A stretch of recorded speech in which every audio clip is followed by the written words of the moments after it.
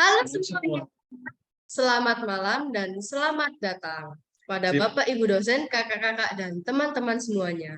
Terima kasih kepada teman-teman semuanya dan Bapak Ibu dosen telah menyempatkan waktunya untuk hadir pada Zoom pada malam hari ini.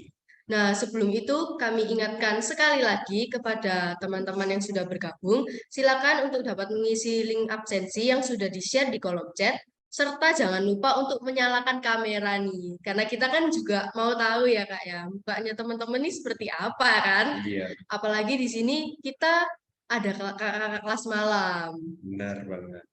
Jadi apa sih Kak acara pada malam hari ini? Kita mau ngapain sih Kak? Oke, jadi pada acara hari ini kita akan melakukan kegiatan open talk. Jadi kegiatan open talk ini biasanya kita lakukan 6 bulan sekali, betul ya Kak ya? Betul Satu Kak. semester.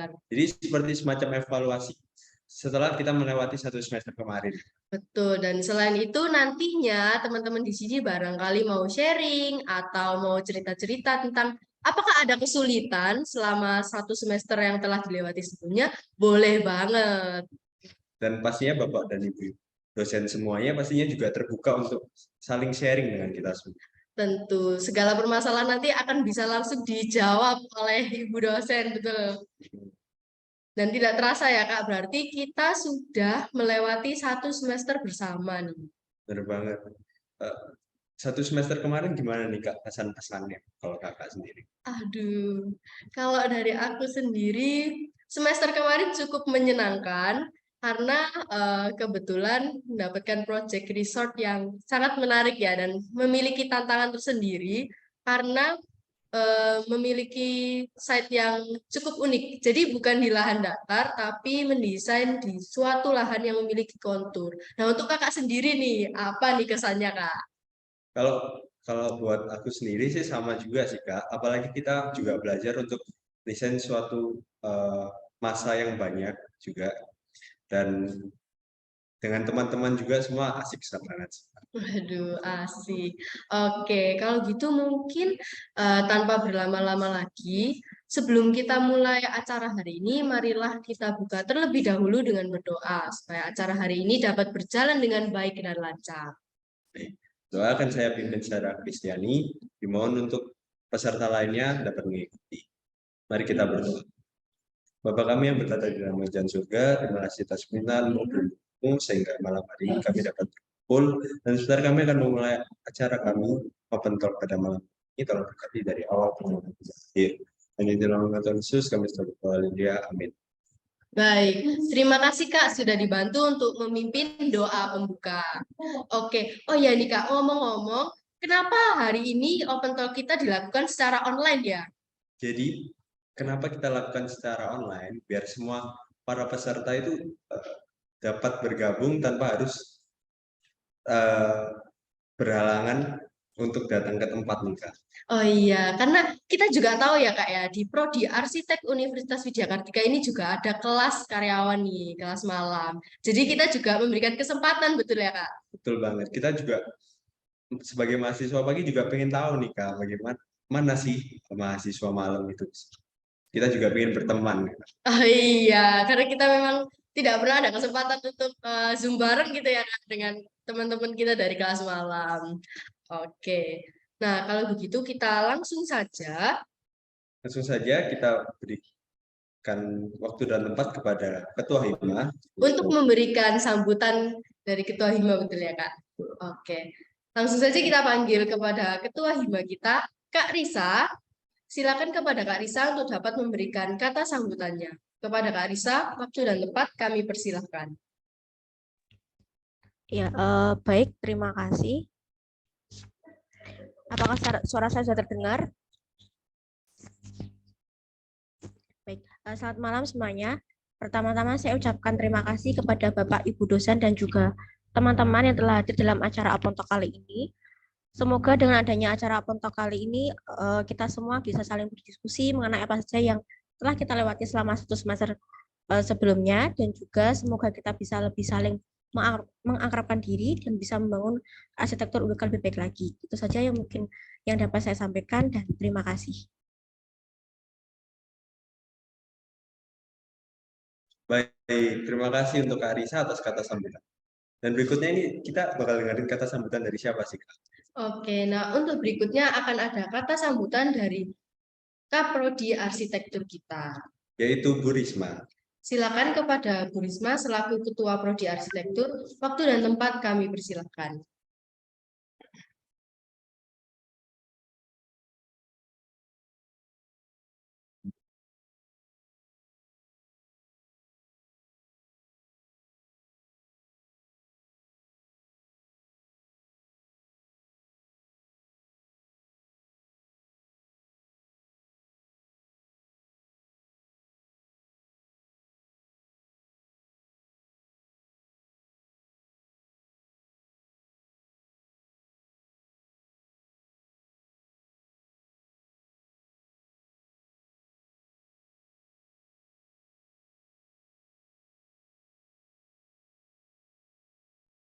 Permisi Bu, mohon maaf ini tidak muncul suaranya.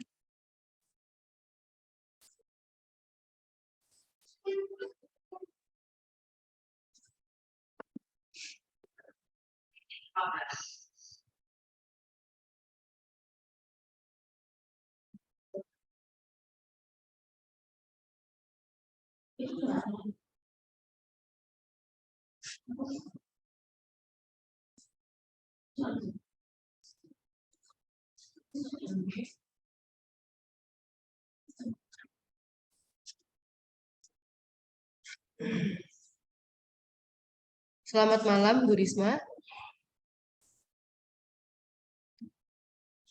Baik, suaranya masih belum muncul, mungkin bisa dibantu oleh kakak panitia. Baik, selamat malam Bu Risma, apakah suaranya sudah terdengar?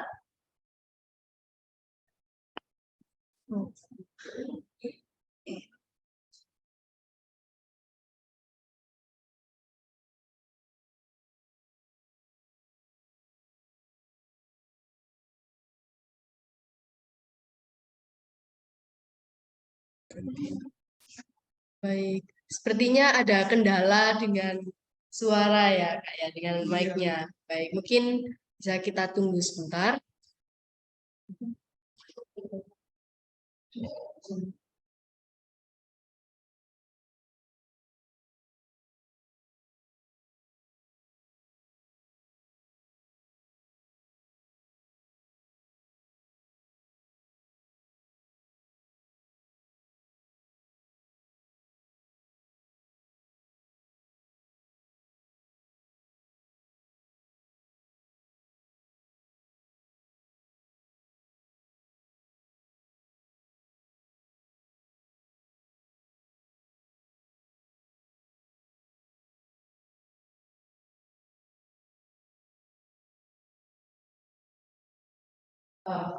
Permisi Bu, barangkali apakah mungkin bisa join menggunakan device lain Bu, misalnya HP supaya untuk mic-nya?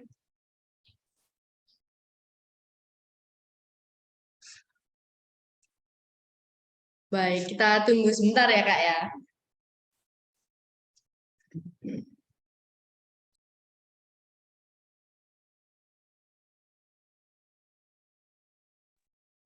Oke, enggak apa. Kita tunggu sebentar lagi sambil. izin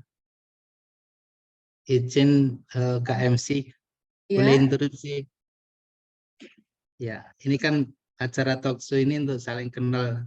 Maaf kenapa pakai masker semua itu, boleh dilepas oke. maskernya itu. Baik, memang panitia di sini banyak yang menggunakan masker karena berada dalam satu ruangan dan Oh gitu. menjaga kondisi. Oh Ya, jadi ini menjaga protokol panitianya juga ya, Bagaimana? ini bagian panitia yang maskerannya. Iya, betul. Oh Panitia gitu. yang menggunakan masker kebetulan berada dalam satu ruangan. Oh baik baik, terima kasih. Nah, sambil menunggu nih Kak, kita cek dulu. Ada teman-teman yang masih off cam nih Kak. Aduh, gimana ya Kak ya? Baik, bagi teman-teman mungkin boleh minta tolong untuk on cam. supaya kita bisa lihat juga wajah-wajah kalian ya. Betul. Ini sayang sekali loh, kan kita jarang-jarang ya melakukan kegiatan open talk, apalagi untuk acara open talk kali ini tuh dilakukan secara online. Betul. Apalagi open talk ini kan juga untuk mempererat hubungan pertemanan kita ya. Kalau kita nggak tahu wajah satu sama lain kan jadi kurang akrab aja gitu ya, Kak. Betul. Cuma 1 semester sekali aja loh ini. Aduh. Baik. Apakah kepada kakak panitia, apakah masih ada kendala, Kak? Oke, sepertinya masih ada kendala ya.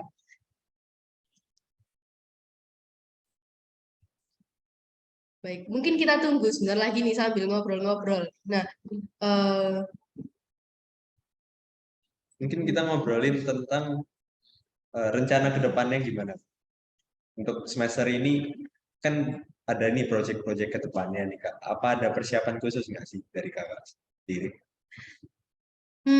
kalau dari aku sendiri, eh, apa ya Kak ya? Kita memiliki tugas DA yang cukup menarik nggak sih Kak? Iya, betul. Kalau dari mata kuliah kami di semester 4 nih, kami sedikit sharing-sharing juga. Jadi kami mendapatkan proyek berupa Taman Budaya Cultural Center. Nah, kita mendesainnya di area site yang cukup menarik nih. Di mana ya Kak? Di tengah kota nih, Kak. Nah, Area Tunjungan. betul, di Tunjungan. Jadi benar ya Kak ya, kalau katanya masuk arsitek itu adalah jurusan yang banyak jalan-jalannya juga Kak. Ya, Karena kami sambil melakukan tugas, kita melakukan survei site dan jalan-jalan ya tentunya ya Kak. yang, Oke. yang pastinya juga kita nggak mungkin cuma belajar di kelas ya, Kak ya. Iya betul. Jadi tentunya nggak membosankan ya Kak untuk masuk arsitek itu. Karena kan orang di luar kadang ada yang bilang, oh arsitek nih jurusannya gambar-gambar doang. Aduh salah ini ya, nggak cuma gambar-gambar doang kita. Kita juga sambil jalan-jalan juga sambil belajar ya. Nah betul. Kan belajar itu nggak cuma ada di dalam suatu ruangan ya Kak ya. Betul. Oke. Oke, dari kakak panitia di sini, jadi kita akan lewati terlebih dahulu untuk sambutan dari Ketua Prodi Arsitektur, dan akan kita lanjutkan dengan menonton video paparan dulu nih. Baik, kalau begitu mungkin langsung saja karena waktunya juga terbatas dan sudah malam. Kepada kakak logistik, boleh dibantu untuk men-share screen kan?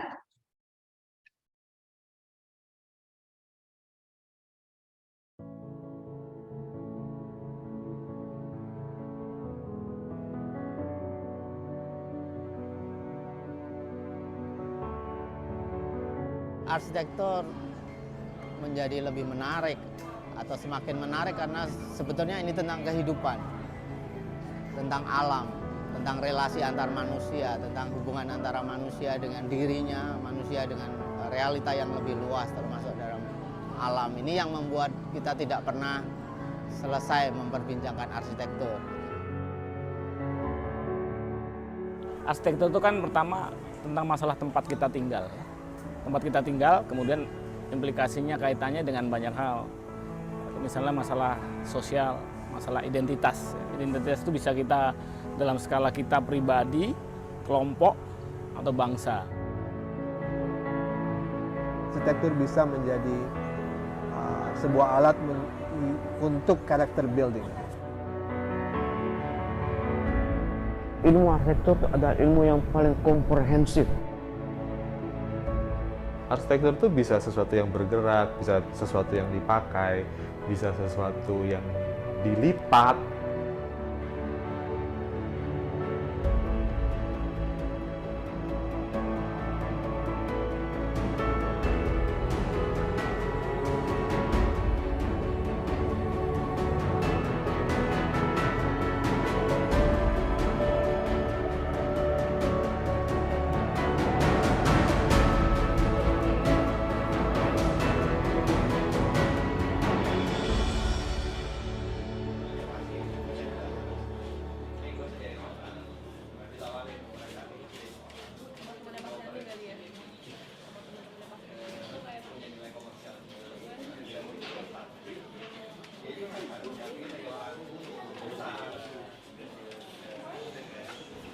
Pendidikan arsitektur itu hampir merupakan pendidikan yang paling lengkap dibandingkan semua pendidikan yang lain gitu ya.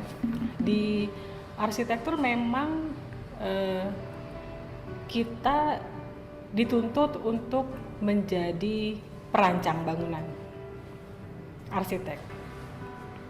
Tetapi sebetulnya dalam merancang bangunan itu dimensinya banyak sekali. Dari masalah yang paling private gitu ya, let's say toilet, sampai permasalahan kota, permasalahan lingkungan. Jadi sebetulnya dalam pendidikan arsitektur yang harus dipelajari dan harus dipertimbangkan itu luar biasa luas gitu. Dari skala terkecil, detail bangunan, konstruksi, sampai pertimbangan-pertimbangan si arsitek terhadap tetangganya, lingkungan sekitarnya, dan seterusnya. Ilmu arsitektur itu adalah ilmu yang paling komprehensif, paling lengkap, Pak. Semua, misalnya kalau seorang arsitek sudah lulus disuruh mendesain rumah sakit jiwa, mau nggak mau dia belajar psikologi kan begitu, mau nggak mau dia belajar rumah sakit itu bagaimana kan begitu. Akhirnya dia tahu rumah sakit itu ada golongan. Sekarang disuruh mendesain penjara misalnya, dia harus tahu penjara gimana kan itu. Jadi sangat komprehensif itu. Maksudnya menurut saya itu sangat menarik ilmu arsitektur. Segala ilmu masuk di sana. Keunikan dari pendidikan arsitektur tuh yang saya alamin bahwa di situ kita akan belajar konsep, proses berpikir, terus kemudian dikombin dengan manajemen, dengan yang namanya engineering juga. Tapi pada saat yang sama Anda juga belajar tentang seni.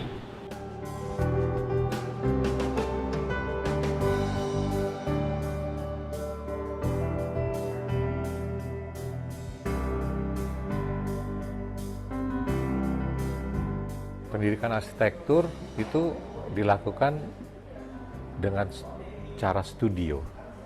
Ya, ini unik dan menurut saya ini pendekatan yang luar biasa dan benar gitu. Nah, mengapa? Karena di studio itu arsitek atau calon arsitek mahasiswa itu kemudian diberi kesempatan untuk mengenal problem-problem yang akan dia hadapi saat dia lulus. Ya. Bayangan sebelum masuk kuliah sih arsitek tuh cuman kerjanya tuh ngebangun maket yang kecil dari kertas atau dari karton gitu doang. Katanya setelah masuk ke sini kan dapat kelas studio dasar desain dulu yang awal-awal. Nah, tugasnya tuh kayak gini, bikin rangka-rangka yang gede-gede kayak gini. Pokoknya beda lah dari pemikiran awal. Awalnya kan udah nyari-nyari info dulu kan ke kelas tentang arsitektur seperti apa. Terus jadinya kayak tahu kalau bakal begadang gitu. Tapi ternyata pas masuk arsitektur UPH bukan cuma begadangnya aja, kayak ada kerjaan maketnya tuh sampai bermeter-meter gitu tingginya, terus pakai gergaji segala. Kerja kelompok bikin maket yang sampai hujan-hujanan sampai malam, di sini sampai jam 9 jam 10 gitu.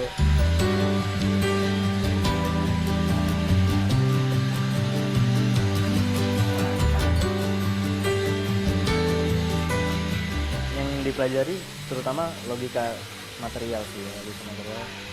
Ketika dia berhadapan langsung dengan material, dia bisa ngerasain beratnya, dia bisa ngerasain teksturnya. Dengan ngerasain tekstur dia bisa tahu bahwa motong kayu jenis A, B, C itu berbeda usahanya gitu kan. Dengan itu dia bisa milih mana misalnya kayu yang buat penyangga, mana kayu yang buat pelapis gitu kan. Pasti logika itu kan jadi mereka tahu secara nggak sadar kan. Kayu yang berat nopang kayu yang ringan gitu loh. Kayu yang berat ini teksturnya seperti apa, kayu yang ringan ini seperti apa. Nah itu kan mereka lakukan sendiri by doing gitu, nggak secara teoritis. Nah itu yang akhirnya nanti jadi cara pikir ke arsitektur gitu, sesuatu yang berat nopang sesuatu yang lemah, terus begitu seterusnya gitu kan. Pemetaan antara manusia hubungannya sama bukan cuma ruang tapi material yang dia pakai seperti apa. Kalau kayu dipegang kualitasnya seperti apa, batu dipotong seperti apa, dia bisa ngasilin permukaan yang seperti apa. Ya itu dikaliin skala berikutnya jadinya besi WF bisa dibaut. Kalau dibaut dilihat detailnya bagus. Kalau dilas belepotan ya kan. Kalau dilas di lapangan nanti belepotan. Itu udah sangat aplikatif ketika udah sampai kita bicara seperti itu gitu. Tapi saya rasa sebenarnya pendidikan arsitektur harusnya sangat simpel. Basicnya adalah gimana cara kita metain antara manusia dengan material, dengan ruang, dengan cahaya, dengan lingkungan sekitarnya, itu aja.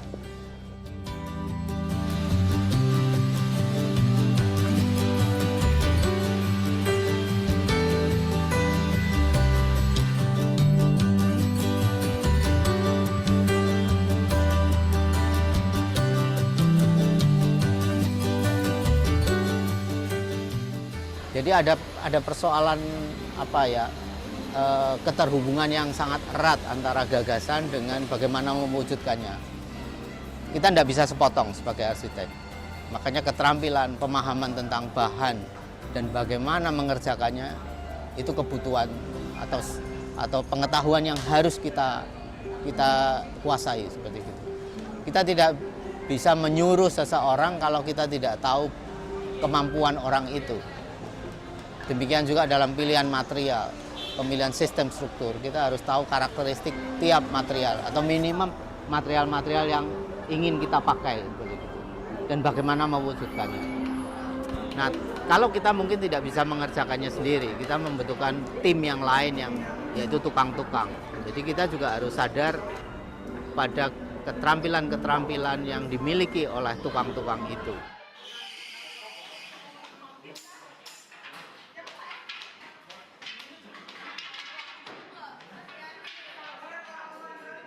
Sejak semester 1, terutama semester 1 kan kita belajar dasar-dasar estetika. Oh, itu menyenangkan sekali. Itu sebetulnya pekerjaan bermain-main. Seperti kalau saya sih bilang kayak, saya nggak tahu nama kuliah kan macam-macam ya, nama mata kuliah di tempat saya tuh dulu ada misalnya GA, gambar arsitektur, terus rupa warna, yang mengenal warna, terus mengenal bentuk, terus dimensi, proporsi, komposisi. Itu saya bilang sih kayak anak TK tapi udah advance gitu loh. Kita kan sebenarnya dibangun sensibilitas terhadap pertama 2 dimensi dulu, terhadap komposisi dan proporsi. Dibangun dengan sangat perlahan-lahan gitu. Kita bikin komposisi dari kecil ke besar, macam-macam lah seperti itu. Itu sebetulnya proses membangun estetika itu dibentuk di semester 1 kalau pengalaman saya.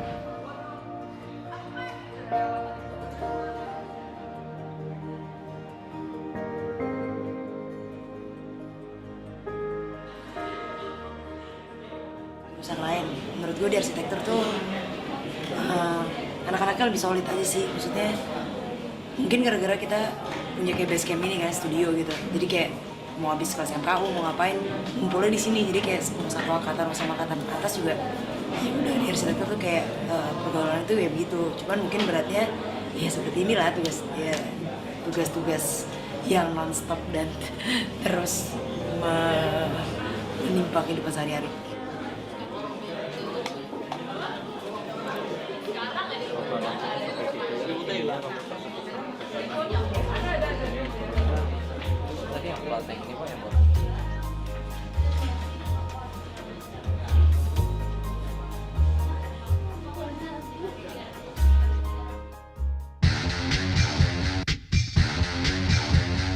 Profesi ini agak-agak nggak fair kita karena terlalu banyak hal yang harus dikerjakan, sehingga dalam dunia praktek juga kadang-kadang kita memakai waktu kerja yang dalam tanda kutip 9 to 5 itu memang untuk ketemu dengan klien, ketemu dengan kontraktor, ketemu dengan proyek. Terus mikirnya kapan gitu? Waktu memikirkannya kapan? Kan kita nggak mungkin sambil berinteraksi kemudian kita sambil berpikir. Tidak akan seintens yang kita bayangkan kan. Akhirnya memang mikirnya juga malam gitu loh. Mikirnya malam gitu. Walaupun memang itu tadi, sehingga kenapa identik arsitektur itu selalu kehidupan malam gitu kan. Selamat datang di kehidupan malam arsitektur dan sebagainya. Tapi ya memang itu kenyataannya ya, artinya memang jam kerja kita panjang ya, karena itu tadi nggak fair gitu, banyak hal yang harus kita tahu, banyak hal yang harus kita pelajari, sementara waktu kita bekerja sangat pendek kan. Tapi semakin kita tahu bagaimana memanfaatkan waktu itu, semakin banyak yang bisa kita pelajari, Itu tadi kan ilmunya ilmu yang dikumpulkan pelan-pelan, acquire knowledge kan. Jadi ya semakin kita intens mengerjakan, semakin sering kita lembur, mungkin semakin akan cepat kita bisa menjadi pintar. Gitu. Kurang lebih kayak begitu sih gitu. Ya walaupun semuanya harus pakai common sense lah. Artinya bekerja kan di mana-mana yang penting harus efisien, harus smart kan. Kalau tidak perlu 24 jam juga nggak perlu 24 jam gitu. Walaupun setiap orang akhirnya akan punya preferensi yang beda-beda mengenai hal ini. Studio menulis, mendesain, menggambar, ya, memecahkan masalah, menemukan solusi, itu kan proses kreatif yang terus berjalan. Nah, kadang-kadang itu nggak bisa dibatasin, gitu, ya, nggak bisa. Pokoknya you harus menemukan solusi jam 4 sore lewat 16 menit, nggak bisa. Ini sebuah proses kreatif, ya, yang menyebabkan kemudian kerap kali lupa waktu. Ya, kerap kali ternyata udah jam 1 pagi gitu, tapi saya masih seger. Justru saya menemukan solusi baru, gitu ya. Tiba-tiba sudah jam 8 malam, saya baru mulai nih, baru asik gitu. Nah, hal-hal seperti ini memang khas terjadi pada studio-studio arsitektur, baik masa sekolah maupun setelah nanti bekerja. Dimanapun menurut saya, yang namanya kerja kreatif itu long hour, kerja panjang. Karena yang dituntut banyak hal, mata, estetika, tangan, keterampilan, dan otak. 3 hal tersebut gitu. Jadi kalau misalnya ilmu lain, bukan otak aja, itu ada kejenuhan ya, cepet jenuh gitu. Kemudian juga hal yang lain. Kalau tangan saja itu kan cepet lelah gitu ya. Tapi arsitektur kan enggak. 3 hal tersebut loh, mata, kepala, otak, sama tangan gitu. Jadi itu berkesinambungan dan itu sangat mengasihkan. Sekolah arsitektur itu salah satu sekolah yang paling labor intensif. Saya rasa itu udah terbukti ya dimanapun ya, karena untuk bisa jadi arsitek yang baik, saya sendiri merasa ketika saya praktek, yang skill yang paling berguna untuk saya adalah skill yang saya dapat ketika saya kerja di workshop. Bikin maket sendiri, motong kayu sendiri, itu harus dialamin gitu. Bukan skill yang, jadi itu yang membuat arsitektur itu makan waktu gitu, karena semuanya harus dikerjain pakai tangan sendiri gitu kan. Ada 3 macam kampus di seluruh dunia yang selalu nyala 24 jam 365 hari per tahun. Pertama adalah kampus arsitektur, pergi deh kemana saja. Kedua adalah kampus sekolah kedokteran. Ketiga adalah kampus sekolah hukum. Arsitektur karena pekerjaan kita adalah pekerjaan studio basis, kecuali research ya, research yang skolastik dengan membaca, dengan berpikir secara tekstual. Tapi kalau research itu by design, by doing, maka apa boleh buat studio menjadi inti, dan saya kira ini tepat. Dan yang namanya studio works itu tidak pernah akan selesai sebelum sampai titik di mana kita memasukkan tugas itu dan mempresentasikannya.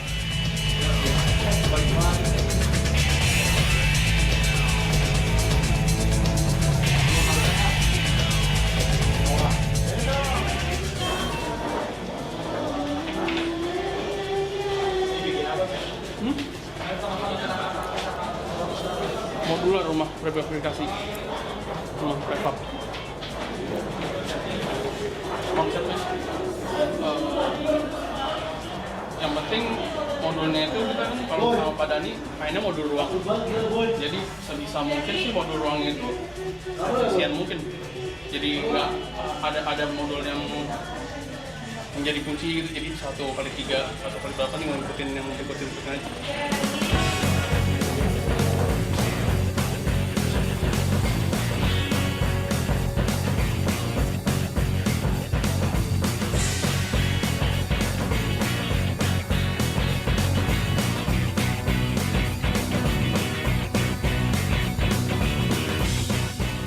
Tapi mungkin persoalannya karena hal yang dipikirkan itu banyak gitu. Dan mungkin waktunya terbatas, dan kita harus menghimpun banyak informasi untuk mencari solusi-solusi yang terbaik sampai last minute, sehingga itu kesannya waktunya nggak pernah cukup seperti gitu. Karena ada keinginan untuk selalu menggapai yang lebih baik, mencari yang lebih baik, menjadi semakin baik seperti itu. Itu yang diupayakan. Dan itu sebetulnya kehidupan akan selalu seperti itu. Jadi bukan semata-mata persoalan menyelesaikan pekerjaan yang kelihatan lalu bersibuk-sibuk pada satu periode. Tapi itu lebih pada semangat untuk terus memperbaiki, untuk mencari solusi-solusi yang terbaik. Saya kira tugas arsitek seperti itu. Nggak tahu itu berkat atau kutukan, kutukan profesi. Jadi mau tidak mau ya harus selalu mengupayakan yang baik dan semakin baik dan semakin baik. Kita 24 jam adalah dalam arti kata kita terus melanjutkan komunikasi, bukan bekerja 24 jam tanpa henti seperti hard labor, enggak ya, cuman bukan waktu kita, itu bisa di mana aja. Setelah kita capai di studio, kita pergi ke tempat, kita bersama teman kita di luar, di kafe mana, kita ketemu di rumah siapa, kita terus membicarakan itu, terus berkomunikasi. Ya sesuai dengan misi kita bahwa studio itu kolaboratif dan komunikasi sebetulnya itu. Di profesi arsitektur kayaknya memang kita harus ada satu saat kita harus 24 jam, ada satu saat kita ya agak senggang gitu ya. Karena fluktuasi pekerjaannya dan tension pekerjaannya itu sangat dynamic. Itu yang sebenarnya di dalam pendidikan arsitektur harus diajarkan atau dilatih. Kenapa? Karena nggak semua project eksis setiap saat gitu loh. Kita butuh 24 jam terus-terusan, yang enggak. Harus cuman 8 jam, 6 jam pekerjaan juga enggak gitu. Karena sangat fluktuatif dan tergantung kompleksitas pekerjaannya. Tapi kalau di pendidikan ada baiknya sih itu ya ada exercise, itu pasti nggak bisa dihindari. Dari mulai begadang 2 hari sampai di ujung akhir tuh begadang 2 minggu full, bener-bener nggak tidur gitu ya. Orang tua saya ngeliat kasihan, tapi kayaknya orang tua saya juga menghargai, kayak saya benar-benar suka gitu. Sampai diajakin ke sesuatu yang menyenangkan, misalnya yuk kita nonton dulu deh, lalu kita makan dulu lah, keluar sebentar. Saya bisa bilang enggak, saya nggak mau. Karena ini nggak akan selesai. Nggak akan selesainya itu karena satu sisi memang atas dasar rasa tanggung jawab bahwa saya harus menyelesaikan. Yang kedua, saya melaksanakannya dengan senang, dengan gembira. Saya senang di situ tuh, senang aja gitu, nggak merasa tersiksa. Jadi akhirnya orang tua saya kasihan tapi menghargai lah gitu. Yang pasti capek ya. Kalau kerja kayak gini pasti capek, apalagi yang makanya tuh ukurannya tuh 2x2 meter atau lebih, kan itu pasti capek. Tapi setelah selesai hasilnya kayak gini, itu ada rasa senang, ada puas.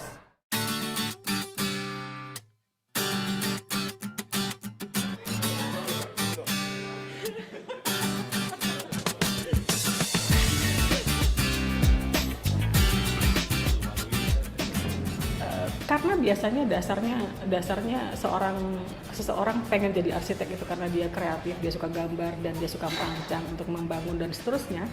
Itu dia masuk kuliah atas dasar suka, atas dasar rasa suka, dan rasa suka itu passion yang nanti akan mengalahkan semuanya, mengalahkan kelelahan, mengalahkan kejenuhan, mengalahkan banyak hal gitu ya.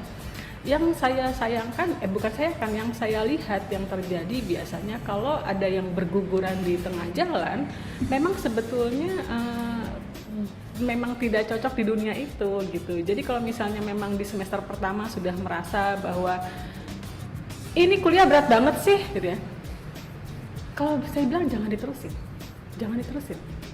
karena itu belum seberapa nanti kalau Anda menjadi arsitek. gitu. Tapi ketika bekerja, wah, biasanya arsitek lebih merasa asik lagi. Gitu. Ya mulainya dari mana? Ya kita rumuskan lah untuk bisa mencapai kompetensi yang 4 tahun itu, kita membutuhkan mahasiswa yang bagaimana dulu, tidak semua bisa. Terus terang aja ya, mengkombinasikan tadi keteknikan dengan art. Oh, nggak gampang. itu membutuhkan kualifikasi tertentu kan. Oleh sebab itu tidak semua orang bisa sukses sampai situ, dididik itu. Ya, menggabungkan keteknikan dengan art untuk memperoleh ruang. Wah, kualifikasinya nggak mudah itu. Ilmu arsitektur sendiri ini memerlukan keterbukaan, memerlukan energi untuk terus bergerak begitu, dan juga sesuatu yang muncul dari hati gitu ya, memerlukan passion yang sangat besar begitu. Kadang-kadang kita melakukan sesuatu yang belum tentu ada atau belum pasti ada atau tidak, tapi toh itu ada kerelaan hati untuk melakukan upaya-upaya untuk menuju ke sana gitu. Kadang-kadang juga absurd juga kan, kita mencari tapi kita sendiri belum begitu yakin sebenarnya yang kita cari itu apa seperti misalnya gitu. Tapi justru kerelaan kecil itu yang membuat kehidupan itu terjadi gitu ya. Nah, mungkin mahasiswa yang relatif mandiri, berpikiran terbuka, lalu memiliki kepedulian pada pihak lain itu yang penting, karena menjadi arsitek bukan untuk dirinya sendiri tapi untuk membuat perubahan, untuk membuat perbaikan kehidupan bagi pihak lain, bagi realitas yang lebih luas. Perubahan dari dia dari sejak kita kenal pertama kali sampai sekarang dia kuliah itu banyak, dari positif dan negatif. Positifnya dulu, dia dulu tuh mungkin males, nggak teliti, nggak tekun, nggak rajin. Tapi sekarang sejak masuk dunia arsitektur, mau nggak mau dia dituntut untuk menjadi orang yang sabar, rajin, tekun. Karena dia dikejar dengan banyak deadline, banyak tugas, bikin maket, bikin proposal. Dan menurut saya itu cukup satu perubahan yang positif yang bisa saya rasakan dari dia dan cukup signifikan.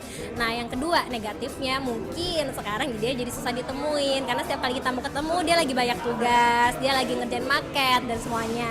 Tapi kita bisa ambil sisi positif juga dari negatif yang tadi telah disebutkan, yaitu usaha kerja keras mereka selama mereka kuliah itu nggak sia-sia kok. Karena kalau misalkan nggak ada mereka, siapa juga yang bisa bikin mall ini segede ini, siapa yang bisa bikin rumah sakit, siapa yang bisa bikin rumah. Jadi jangan diambil sisi negatifnya doang, tapi kita juga bisa ambil sisi positif. Kalau nggak ada mereka, ya kita mau tinggal di mana gitu. Seperti itu aja sih paling. Berinteraksi dengan pekerjaan kita. Makanya yang namanya arsitek itu sebenarnya paling tidak boleh, ini kayak sport sih sebenarnya, paling tidak boleh dikaitkan dengan politik, tidak boleh dikaitkan dengan agama dan sebagainya.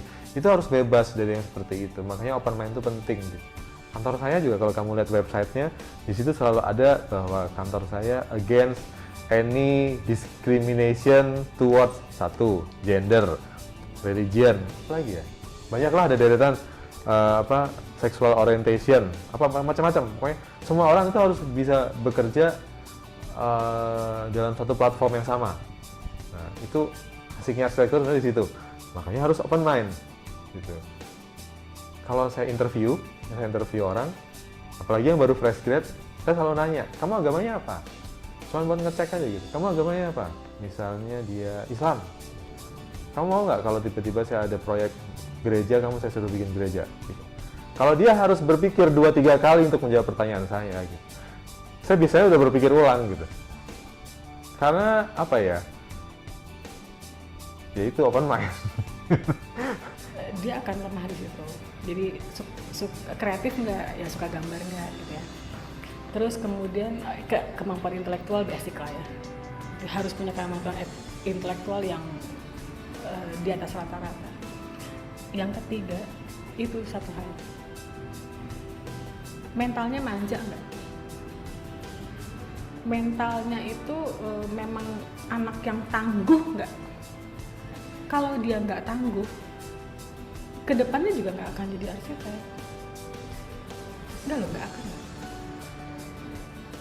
Harus tangguh. Itu tangguhnya luar dalam. Menghadapi lapangan dengan tukang, menghadapi kerewelan klien, apalagi kalau kliennya sudah bentuknya PT yang konsorsium, yang mengomentari desain kita tuh ada 9 orang. Mental apa yang nggak tangguh yang harus diperlukan? Super.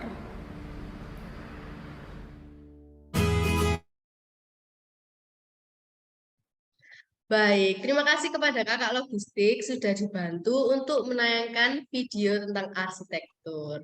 Baik, selanjutnya mungkin kita akan langsung dengarkan aja kata sambutan yang tadi sempat terpotong ya Kak. Betul. Oke, tapi sebelum itu nih ngomong-ngomong kok teman-teman pada off cam ya. Oke, kita boleh minta tolong kepada teman-teman untuk menyalakan kembali kameranya. Baik, kalau begitu langsung saja kita coba kembali kepada Bu Risma. Apakah sudah terdengar, Bu?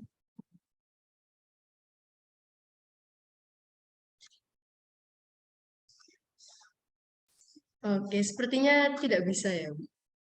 Baik, Iya belum. baik. Kalau gitu mohon maaf, mungkin kita bisa next ke Sesi sesi berikutnya. berikutnya. Betul, karena sudah malam juga ya Kak ya. Kasihan nih teman-teman nanti kalau selesainya semakin malam. Kan pasti udah capek ya Kak ya. Betul, Kak.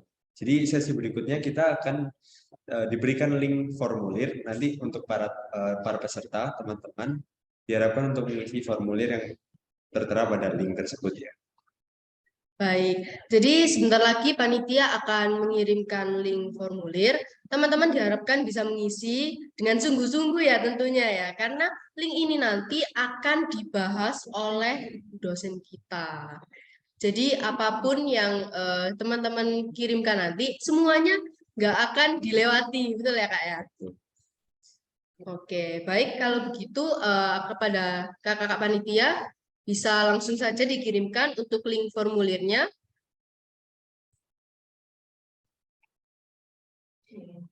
Baik. Oke, jadi linknya sudah terkirim di kolom chat. Teman-teman bisa langsung saja mengisi link yang telah di-sharekan. Nah, waktu untuk mengisi link ini ada 10 menit. Baik, teman-teman dipersilahkan untuk mengisi link formulir.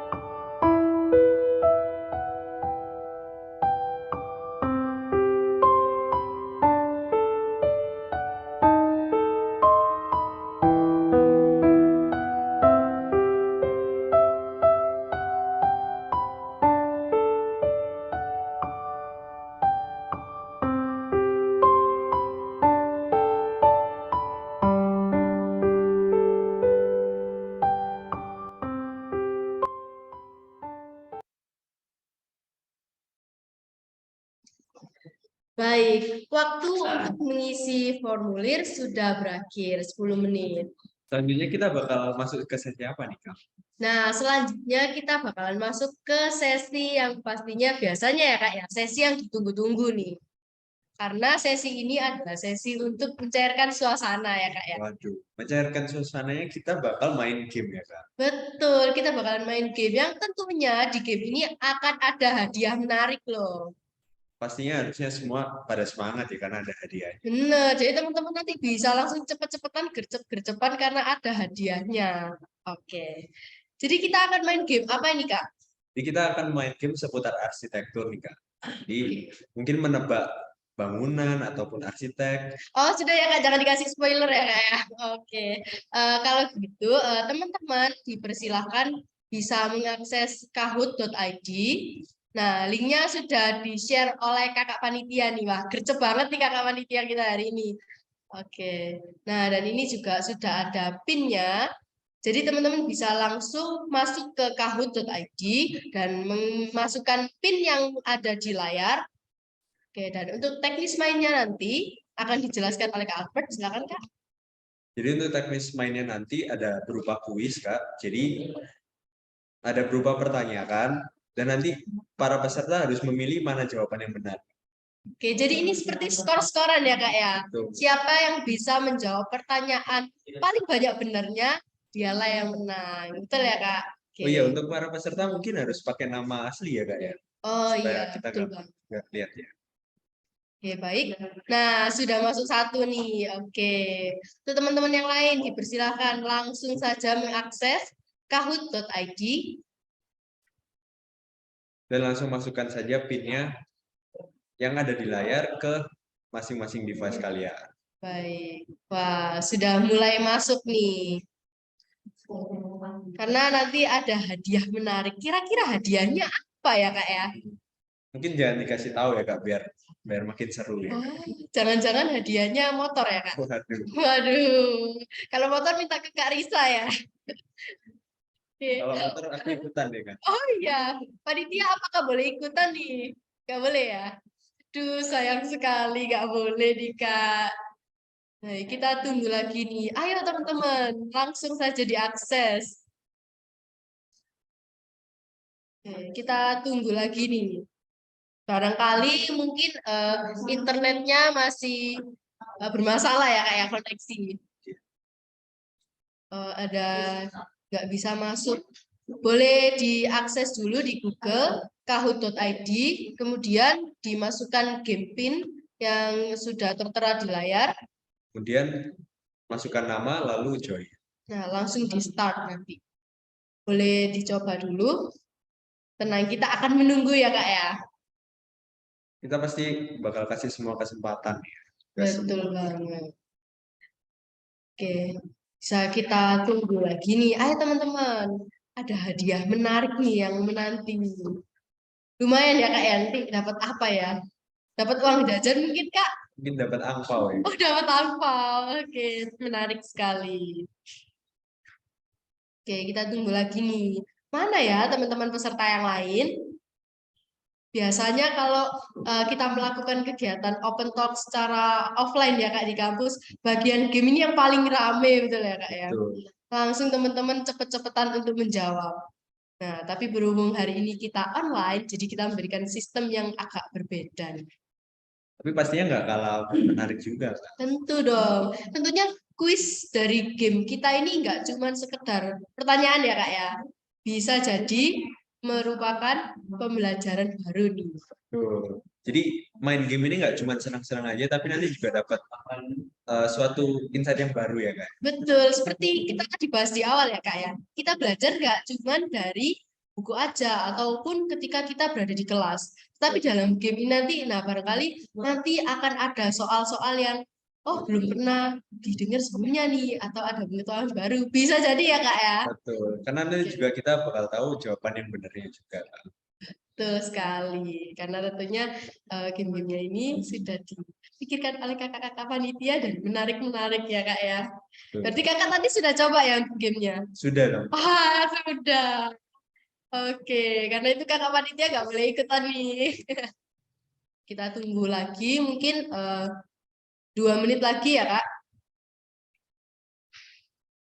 Barangkali ada yang kesulitan, teman-teman boleh di chat.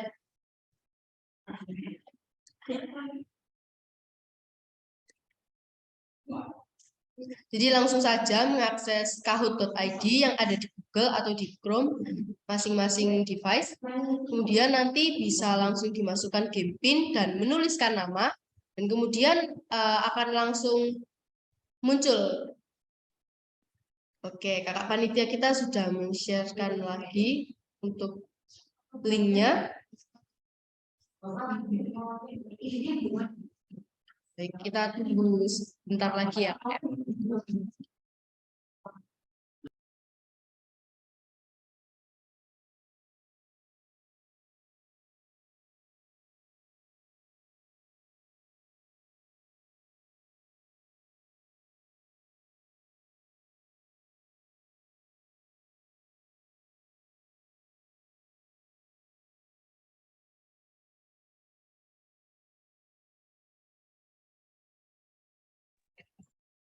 Oke, apakah masih ada yang terkendala barangkali?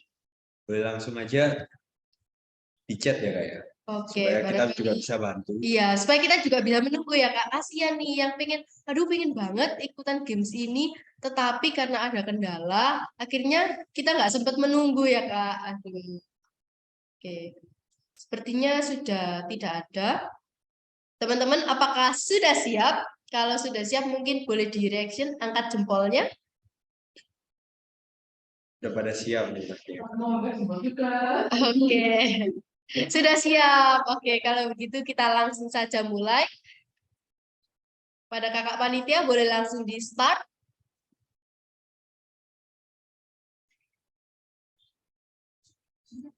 Oke, pertanyaan teka-teki arsitektur.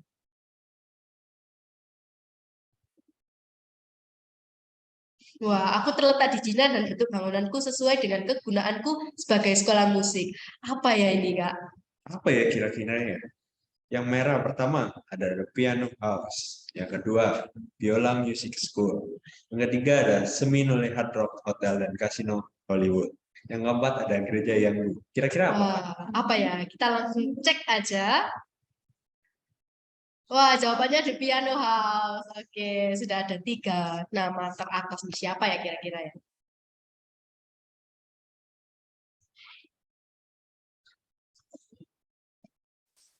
Kita lihat leaderboard sementara nih Kak. Wah, keren. Yang pertama ada Titus Tagi. Christian dan Bekti Kristanto. Wih, keren. Mantap, mantap. Oke, pertanyaan berikutnya. Silakan, Kak. Gereja Katolik Roma yang didedikasikan untuk hati kudus Yesus. Siapakah namaku? Wah, apa ya ini, Kak? Gini. Merah, orange, biru, atau hijau. Aduh. Nah, ini ya, Kak ya. Kalau yang susah-susah gini merupakan pengetahuan baru ya, Kak ya. Barangkali sebelumnya kita nggak tahu, jadi tahu. Benar. Dan jawabannya adalah The Basilica of the Sacred Heart Parish. Oke, sudah ada 2 orang nih yang menjawab betul. Wah, rupanya yang nomor 1 ini tetap pertahankan nomor 1-nya ya, Kak. Oke. Kita lihat di nomor 2 udah turun tadi, Christian. Turun. Oke, bisa langsung di next. Bangunan unik hasil karya Frank Gehry yang didesain untuk brand pakaian terkenal dan terletak di Paris. Wah, apa ya ini, Kak? Bener nggak ya, kira-kira? Tapi ngomong arsitek Frank Gehry ini cukup terkenal ya, Kak ya? Betul. Dia merupakan salah satu arsitek dekonstruksi. Iya, kalau gitu. Oke. Dan jawabannya adalah benar. Dan siapakah? Apakah? Waduh, udah tergantikan kesalahan. Sebenarnya persaingan semakin seni. Tadi dari yang turun bisa jadi nomor 1. Itu ya, Kak ya. Oke. Bila bisa langsung di next, Kakak panitia. Apakah aku terletak di Kediri, Jawa Timur? Wah, apa ini ya, Kak ya? Apa ya kira-kira ya? Yang pastinya salah satu monumen yang sangat terkenal ya, Kak. Oh gitu ya, Kak ya. Apakah teman-teman bisa menjawab nih? Wah, dan ternyata Jawabannya salah. Rupanya tetap tertipu ya Kak ya dengan gambarnya ya. Jadi memang bangunannya mirip seperti yang ada di Kediri di Simpang 5 Gumul, betul ya Kak? betul. Oke. Wah, tergantikan. Wah, keren sekali. Oke, boys. Sebenarnya selalu berubah terus nih Kak setiap pertanyaan. Jadi penasaran nih. Oke, bisa langsung di next Kak. Pertanyaan berikutnya. Gedung pencakar langit setinggi 262 meter di Jakarta Pusat dan desainnya seperti pena. Waduh, apa ya ini Kak? Yang Wah. pernah ke Jakarta seharusnya udah pasti tahu sih Kak. Iya, betul. Yang pernah ke Jakarta harusnya tahu. Oke. Nah, teman-teman sudah mulai menjawab nih. Bentuknya memang seperti pena ya, Kak ya. Di atasnya kucing. Oke, dan jawabannya adalah Wisma BNI 46. Wow. Berubah lagi nih Kak yang paling Oke, bisa langsung di next, Kak. Apakah aku terletak di Amerika Serikat? Nah, ini bangunan apa ya, Kak ya? Jangan di-spill, Kak. Jangan di-spill. jangan. Jangan di-spill ya, Kak ya. Kalau melihat dari bangunannya sepertinya bangunan tua ya Kak. Apakah jawabannya benar di Amerika Serikat? Oh, jawabannya salah. Oke. Apakah berubah? Wah, berubah lagi. Tapi yang nomor 1 tetap nih. Oke, keren banget. Semoga bisa tetap dipertahankan nomor 1. Iya, karena kita masih punya banyak pertanyaan berikutnya nih. Aku terletak di Paris dan merupakan lokasi tradisional untuk penobatan raja-raja Prancis. Waduh, apa ya ini, Kak? Wah, yang menjawab masih baru 1 nih. Kayaknya teman-teman bingung ya.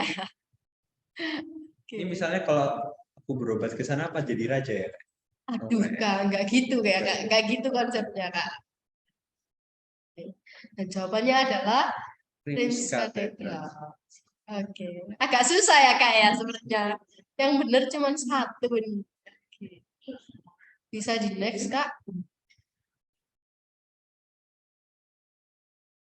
Aku terletak di Timur Tengah dan menjadi museum mewakili visi masa depan negaranya. Apa ya ini, Kak?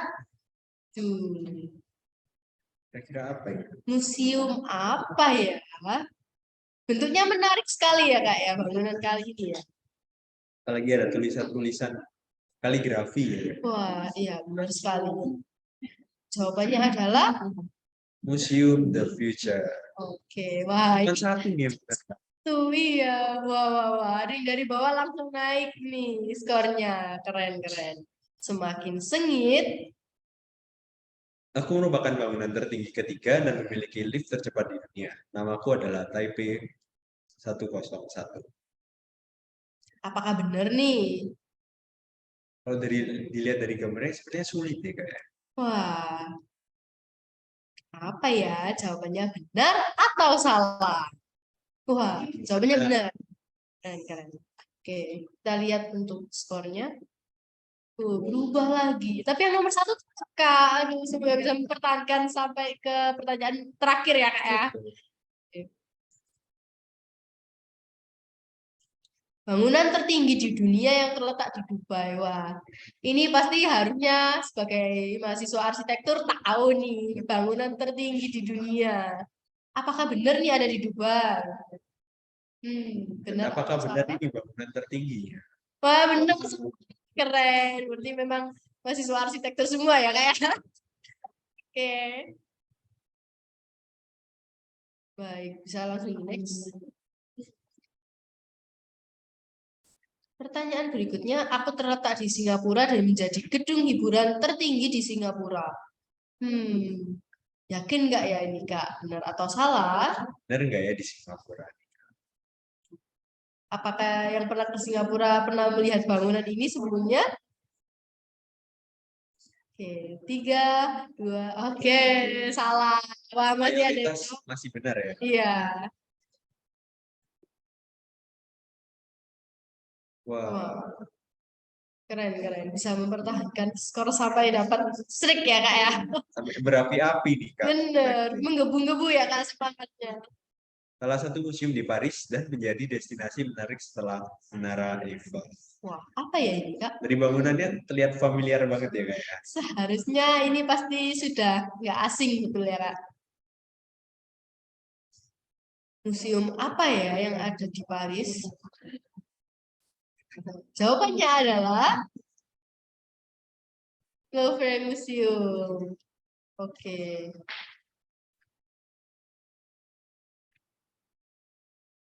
Museum yang dikenal dengan adanya makam presiden pertama di negaranya. Wah, apa ya kira-kira museum yang ada makam presiden? Nah, silakan nih teman-teman bisa langsung dijawab. Kalau melihat dari pilihan-pilihan jawabannya, sebenarnya bangunan-bangunan yang cukup terkenal, tapi nggak semua orang tahu ya, Kak ya. Wah, Wah, aduh, nggak ada yang benar nih, Kak. nggak ada yang benar ternyata. Oke, berarti pertanyaannya sulit ya, Kak ya? Sulit. Cukup asing betul ya, Kak?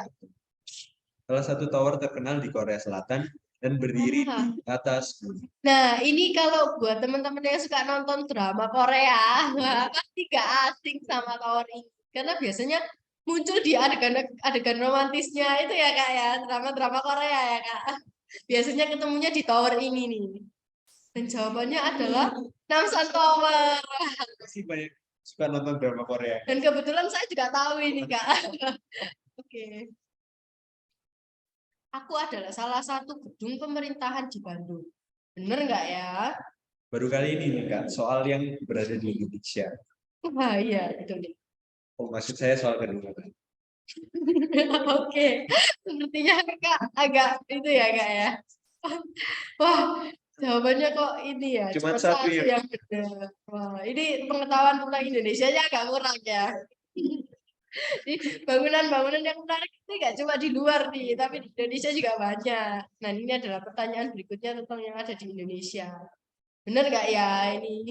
Bangunan yang terletak di Semarang dikenal dengan banyak pintu. Benar nggak ya di Semarang?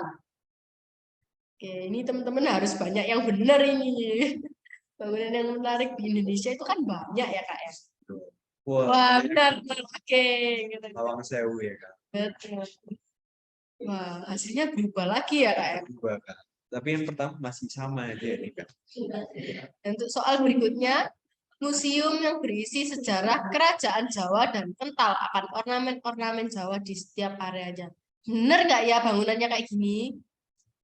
Yo, ini juga bangunan yang ada di Indonesia. Wah. Aduh, kok salah semua? Iya. Aduh, Kurang eksplor Indonesia. benar nih, Kak. Aku adalah salah satu kelenteng di Semarang dan sering menjadi destinasi wisata. Ayo, ini merupakan kelenteng yang cukup besar sih.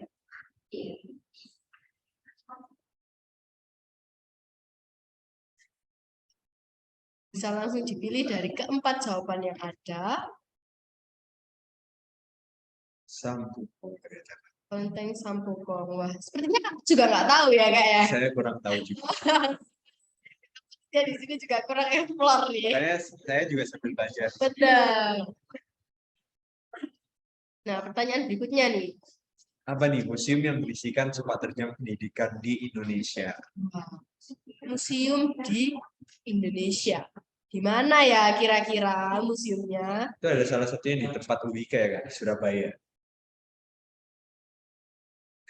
Wah, iya bener nih, Kak. Ternyata museum pendidikan di Surabaya.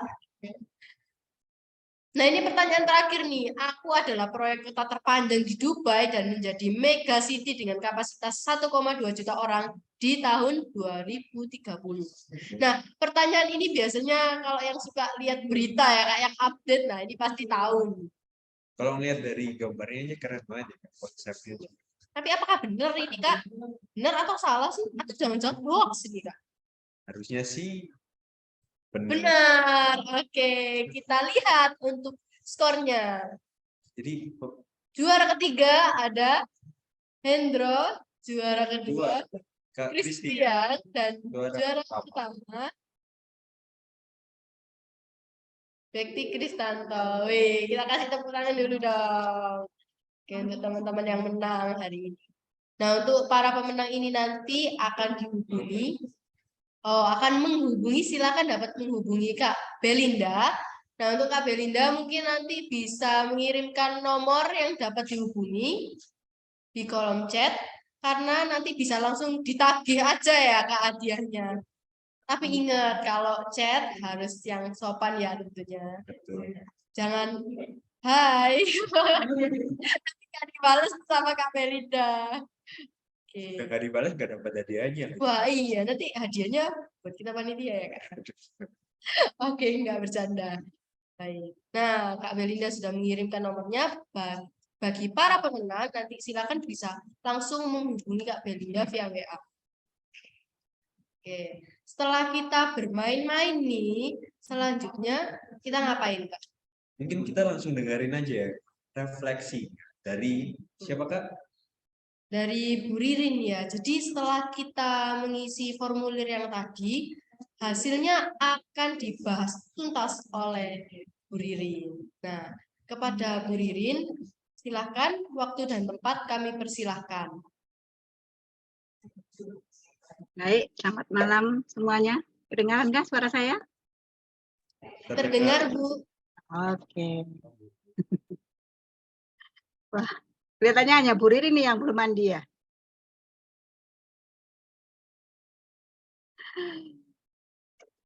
Baik, gimana nih saya dibantu ya? Dibantu untuk ini kan ya. Apa saja sebenarnya yang sudah ditulis oleh teman-teman kita dan kita bisa sharing menyikapi keluhan-keluhan kita sendiri ya, gitu. Oke. Topik ini ada penugasan. Nah, terlalu banyak tugas di kelas karyawan, karena kesibukan bekerja seharusnya diberi sedikit keringanan gitu ya. Harapan dan tujuan, harapan saya dapat belajar dengan rileks dan fokus. Jika tugas terlalu banyak, tidak dapat menangkap pembelajaran dengan baik, karena pikiran terfokuskan ke tugas. Oh, gitu ya. Coba saya cari yang sama-sama penugasan ya, biar sekaligus jawabnya. Nah, ini ada penugasan lagi. Yang nomor di kolom 8 itu ya.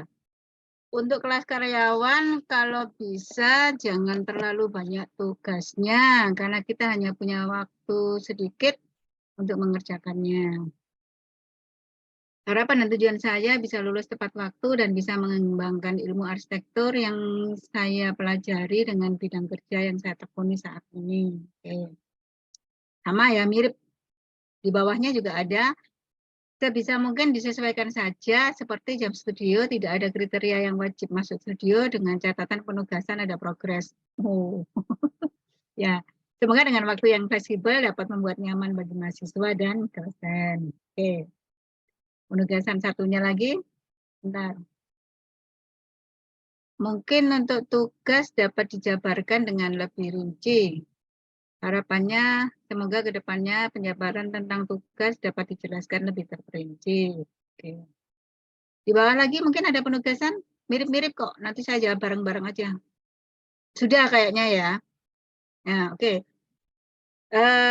Untuk penugasan rata-rata semuanya mengeluhkan hal yang sama ya.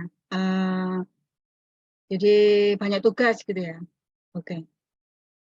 Jawaban saya ini bukan berarti membela siapapun ya, gitu ya. Kemudian jawaban saya nanti ini saya ya yakinkan bisa dipercaya ya.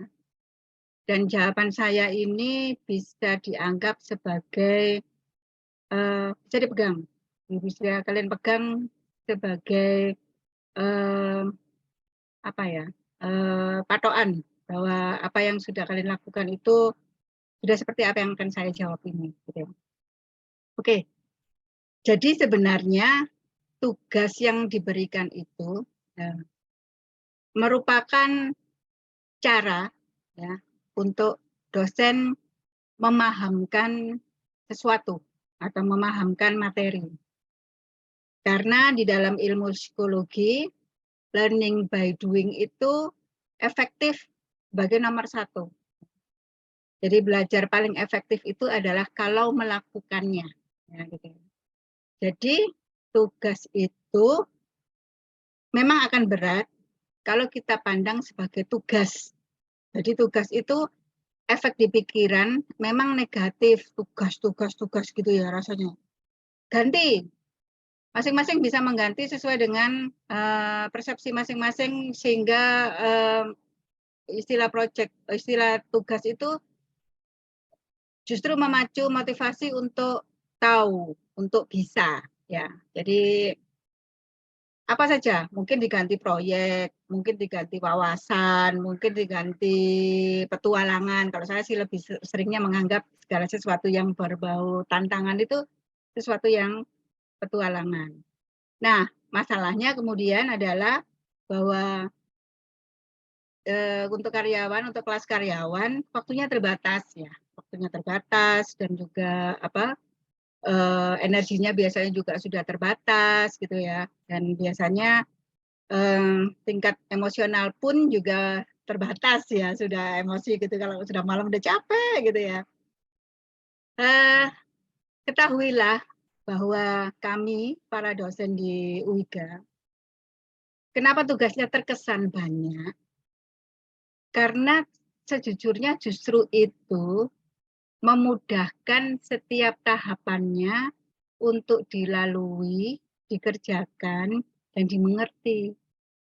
Kalau orang Jawa bilang nyel itu apa ya? Diberikan langsung sekaligus tanpa panduan bertahap, itu justru lebih menyulitkan mahasiswa. Kenapa? Ya itu tadi, karena enggak rinci, karena nggak jelas, karena nggak ngerti apa yang dimaui, karena nggak ngerti hubungan antara yang satu dengan yang lainnya itu apa gitu ya.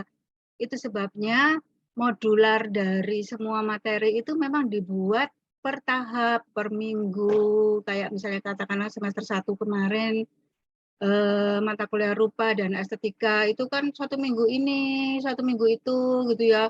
Rasanya membosankan, rasanya capek, rasanya ini. Nah, kuncinya satu supaya nggak capek, kerjakan dengan suasana yang senang dan yakin bahwa dengan mengerjakan itu mendapatkan sesuatu. Karena dengan segala hal yang dikerjakan dengan senang itu pasti menyenangkan ya, pasti akan mendapatkan ilmu lebih baik. Nah, menyenangkan itu membuka pikiran dan membuka hati, sehingga ilmu yang didapat pun akan dengan cepat masuk. Ya, karena kalau sudah terbuka kan otomatis cepat masuk gitu ya. Kalau kita belum apa-apa sudah, waduh, tugas mana sing wingi dorong sing kemarin belum ya. Ini sudah legas lagi. Nah, sudah tertutup dengan sendirinya. Kalau sudah tertutup maka mengetuknya akan lama dan itu akan membuat kita menjadi lebih stres ya. Sebelum bekerja disugesti dulu pikirannya bahwa ini adalah hal yang menyenangkan. Kenapa menyenangkan? Karena itu pilihan kalian sendiri untuk masuk di arsitektur dan yakin bahwa ini yang akan membuat kalian menjadi lebih bahagia nantinya suatu ketika. Ya. Kalian mau sengaja masuk di sini adalah tujuannya untuk kebahagiaan suatu ketika nantinya, waktu yang akan datang. Tidak pada saat proses itu mungkin memang tertatih-tatih ya. Kalau saya bisa bilang belajar di arsitektur tuh banyak sekali seperti kita belajar ilmu silat.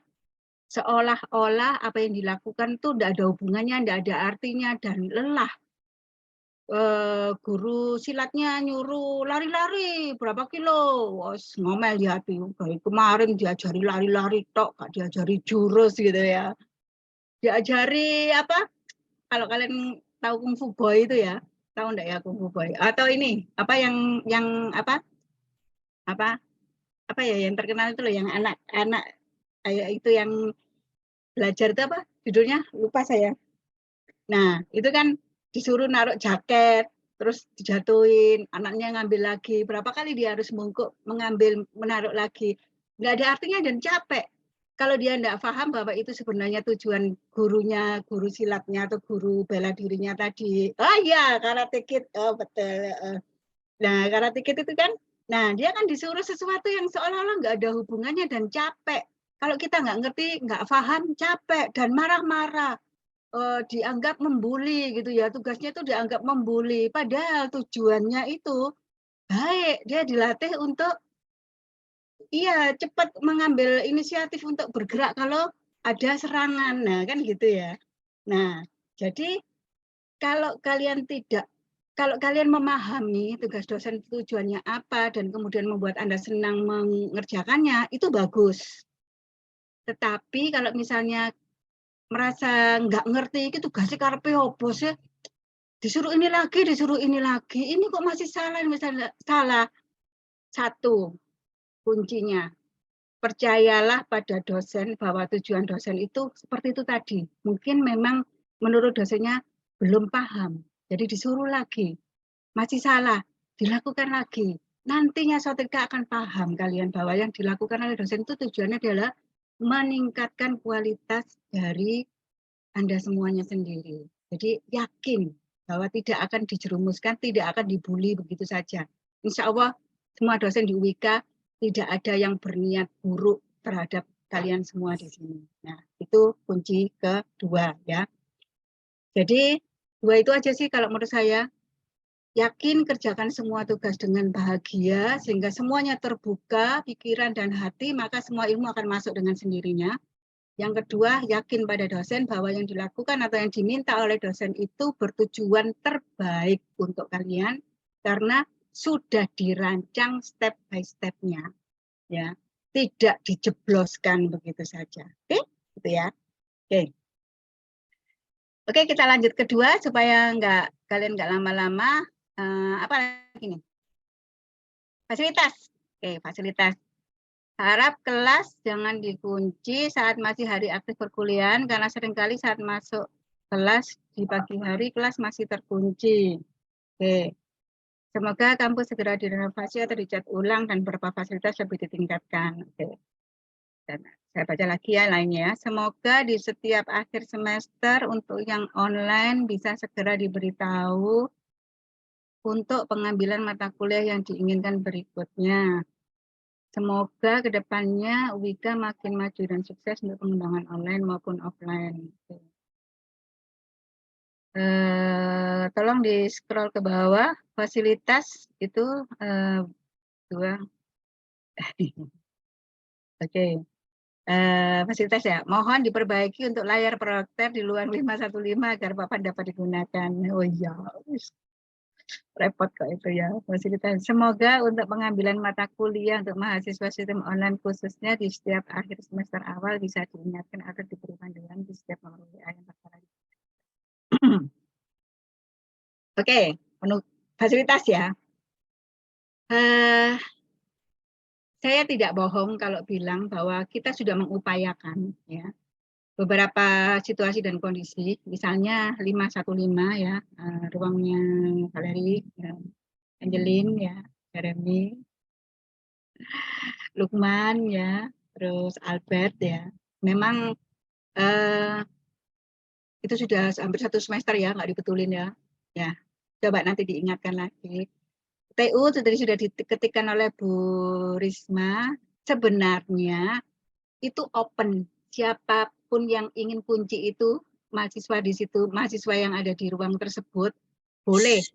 Kalau memang kesulitan nanti boleh sama Bu Risma, saya, Bu Hana, siapapun orang dosen arsitektur yang ada di situ.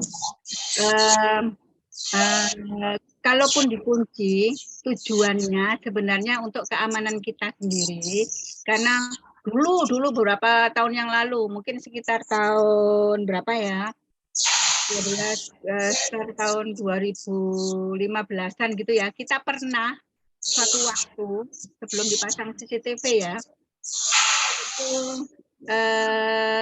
ini apa hilang.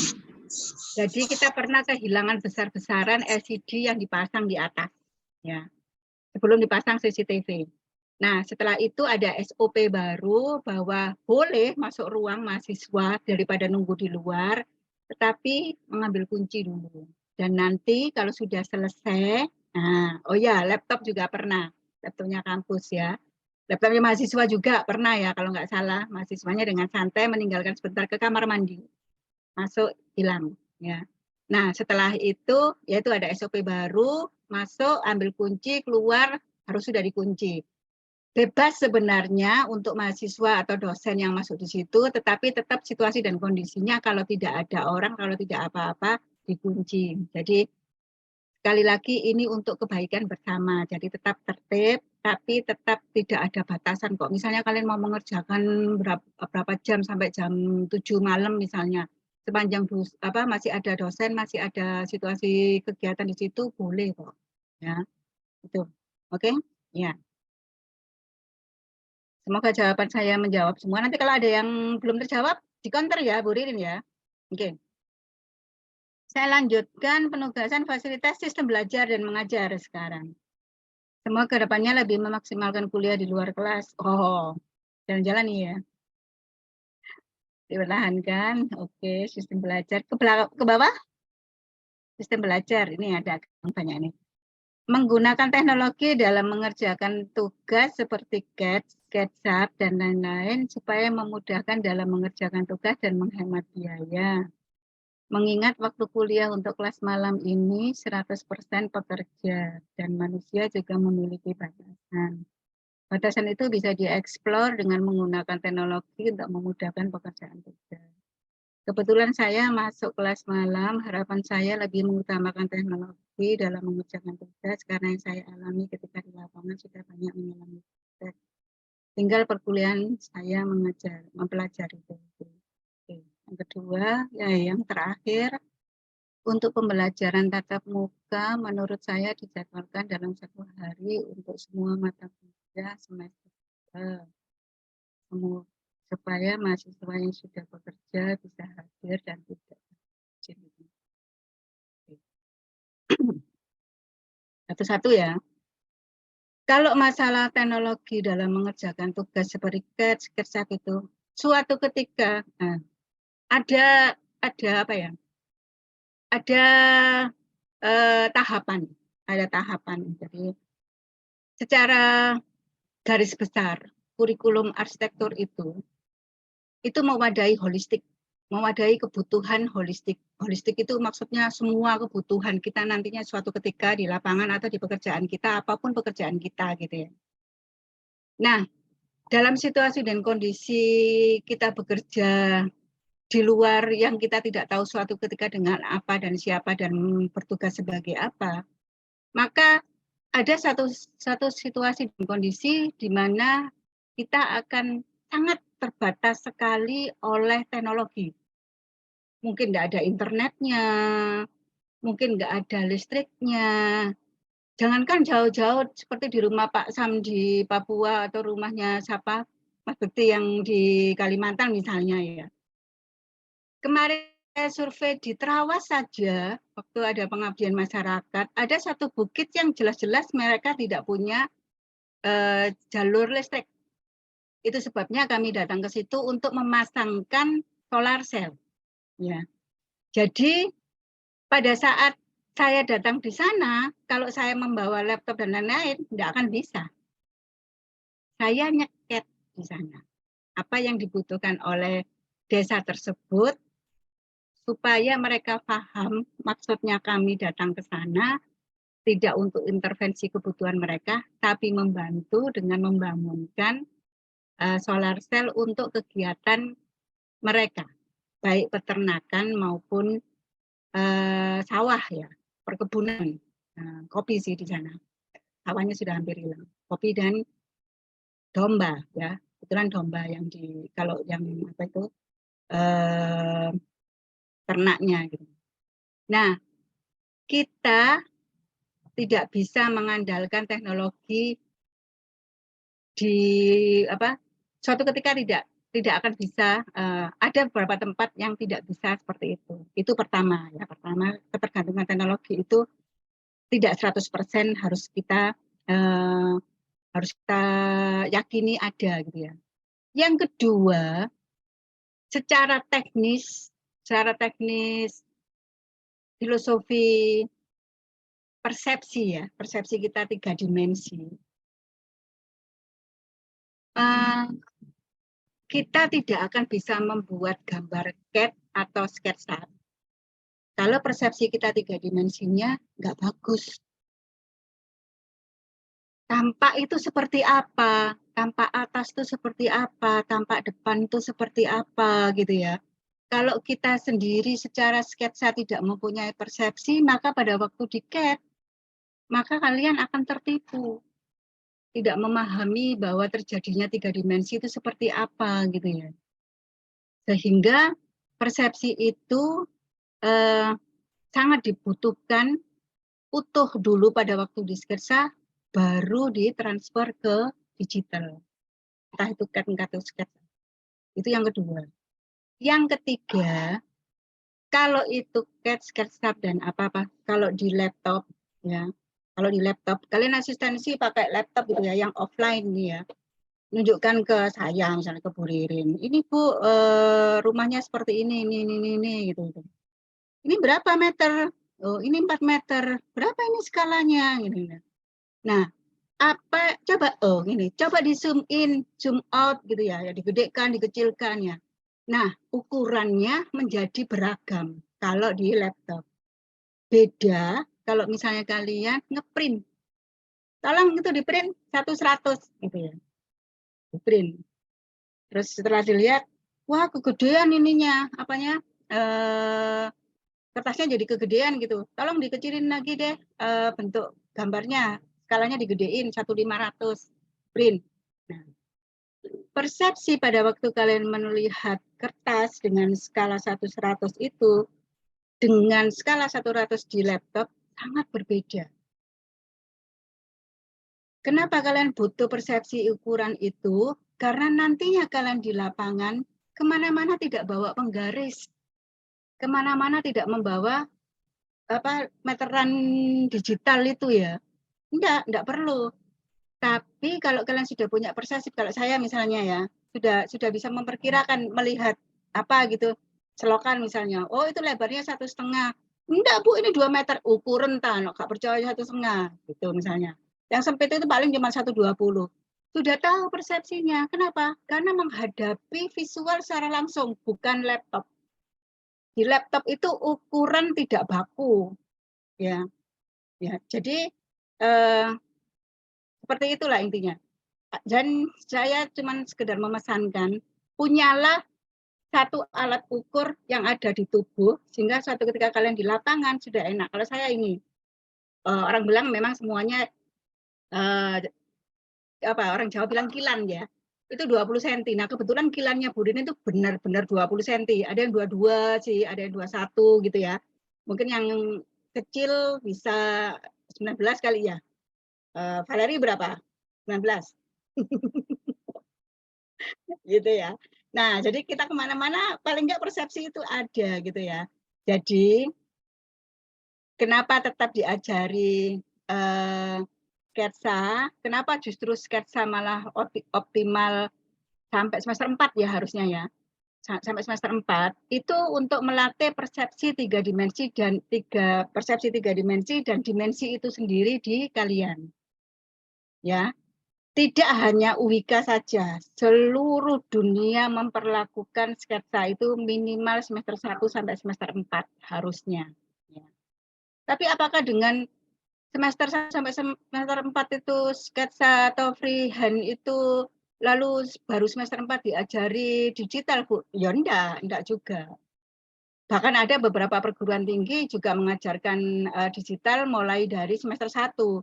Tetapi tetap pengerjaan utamanya di sini adalah mata kuliah utama seperti desain arsitektur, atau kalau di luar tuh nama mata kuliahnya ada yang perancangan arsitektur gitu ya. Itu tetap menggunakan manual, tetap itu. Seperti itu ya. Jadi mungkin lebih baik kalian juga bisa curi-curi perguruan tinggi lain deh gitu ya. Nah, oke. Untuk bisa melihat apakah seperti itu gitu ya. Nah, kemudian permasalahannya adalah ini tadi ya, jadinya waktunya nggak cukup Bu, gini-gini nih. Sekali lagi, kalau kalian mengerjakan dengan senang ya, nggak cukup itu seberapa sih? Malah sebenarnya kalau saya sih ya, kalau saya menularkan ilmu saya. Saya dulu aktivis, mulai dari semester 1 aktivis, kemana-mana bawa pensil, kemana-mana bawa kertas, saya bisa nyeket di situ. Oh sekian, Bahkan sampai sekarang sih saya bawa pensil, saya nggak bawa pensil sih, sekarang saya bawa tab ya. Tapi tetap aja pakai sketsa, pakai tab, bukan gambar, bukan ngetik. Jadi kalau saya misalnya menunjukkan ke siapa ini loh, seperti ini loh. Kalau saya lagi membantu siapa ini gini.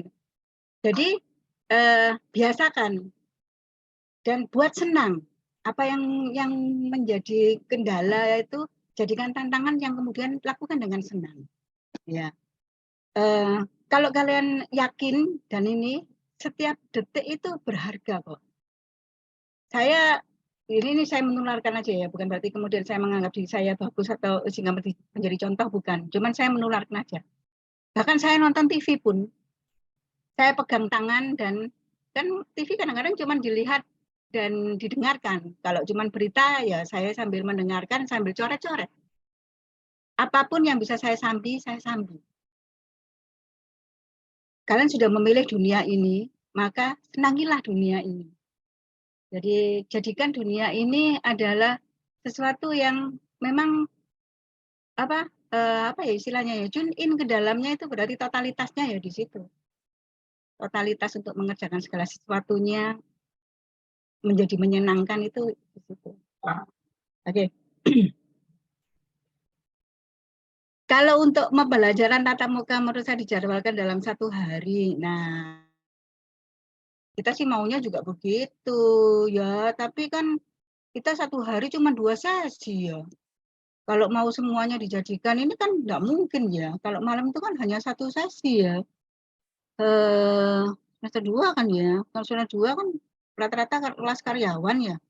Hanya 2 sesi berarti nggak mungkin semua mata kuliah. Kita paling tidak 1 semester itu ada 5-6 mata kuliah ya. Jadi kalau dijadikan 1 sesi, wis jelas nggak mungkin lah. Ya. Pasti ya paling enggak 3 hari. Ya kan, 1 sesi, 1 sesi gitu ya. Ya, itu bisa inilah. Bisa diatur kalian dengan dosennya masing-masing lah. Buktinya kalian sama Bu Ririn juga nggak ketemuan kan? Katanya kepingin ketemu, ternyata ya nggak ketemu kan? Ya nanti kita bisa ketemu suatu ketika. Kalau untuk apa tadi ya, ada penugasan sih, coba naikkan sedikit lagi sih, saya tadi lupa sedikit. Kayaknya penting harus saya jawab.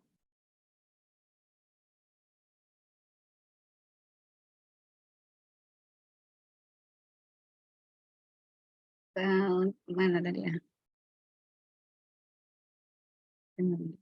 Mana lagi? Coba dibawa lagi atau saya tadi yang lupa ya? Kayaknya ada yang belum saya jawab. Ya.